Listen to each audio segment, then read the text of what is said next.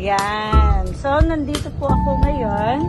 Nag-iisa. Maglalakad lang po sana ako. Pero, ayan, ito talaga yung gusto kong sakyan eh. In-approach ko ni Kuya habang naglalakad ako doon. Tapos, ayan, sabi ko magkano. Sabi niya, 60. May tawad. Alam mo na mga Pilipino. Di naman rin ng $50. So, ayan, nag-iisa ako. Nice po. Thank you. Ayan po, ang ganda. See you po. Tourist by John Rich, nandito po. Sa mga gusto pumunta dito, just contact me down below and message me. I will assist you po.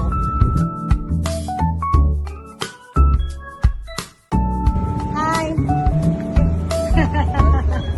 Hi! Ayan. So, they're so good. They're so friendly. Yan. Yan ang gusto ko.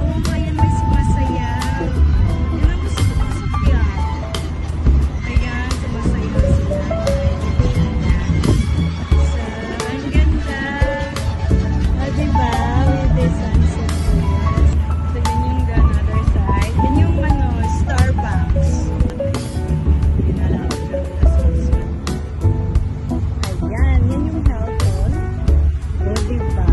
So, ayan. Nakikita ko lang po to dati.